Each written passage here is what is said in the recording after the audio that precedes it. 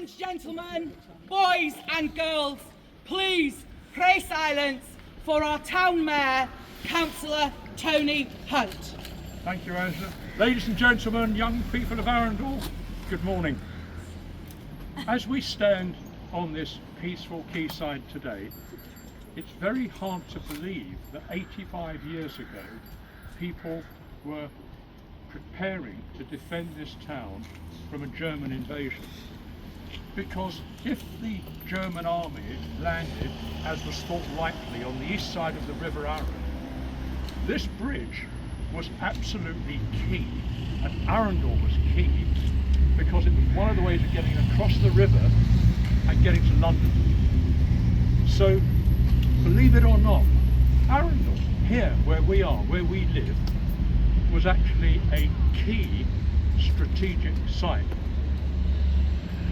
We know those famous words that Churchill spoke after Dunkirk. We'll fight on the beaches, we'll fight on the landing ground, we shall fight in the fields, in the streets, we shall fight in the hills, and we shall never surrender.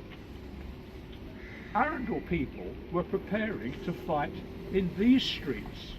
It's not some general street somewhere else, it's here. Up where Sims Williams is, there was a sniper unit based above where the estate agents is. There were anti-tank weapons based in Sparks Yard and elsewhere around the town, in many shops, and people had them in their houses. And the orders were very simple.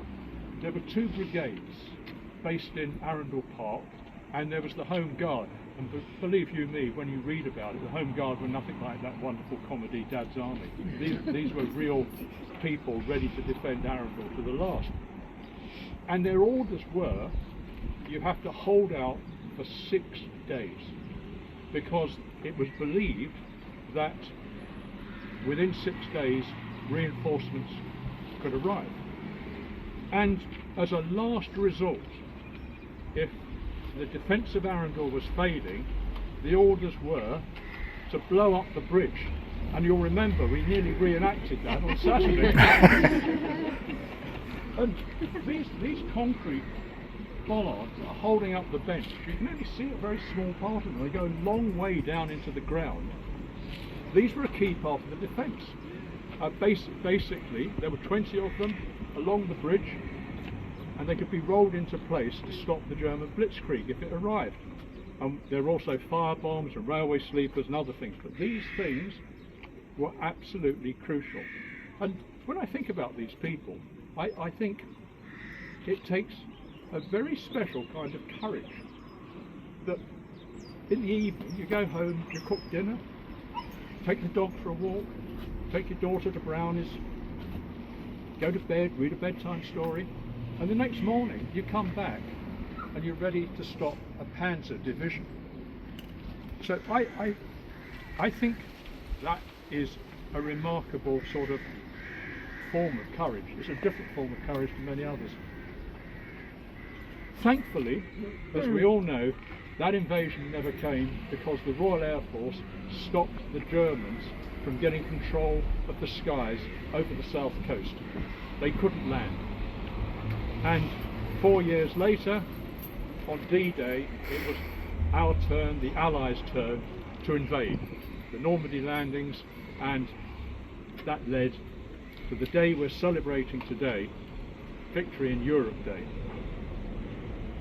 And therefore, this morning, we're dedicating this bench to the brave, resilient people of Arundel, 80 odd years ago, and to the troops of all nations who left Arundel and went and liberated Europe.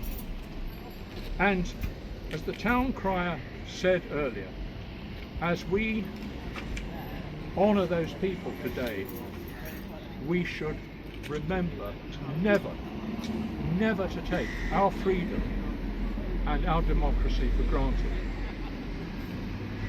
In closing, I'd like to thank the Norfolk Estate team for moving these incredibly heavy bollards from the Fort towpath down to the quayside.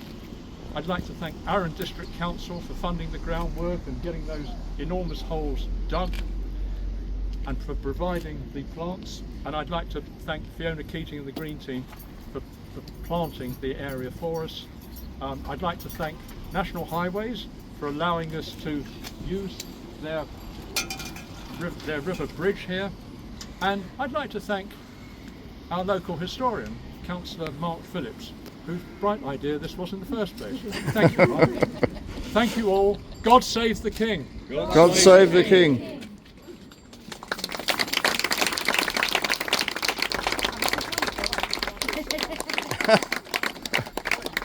It's fully functional. I recommend it.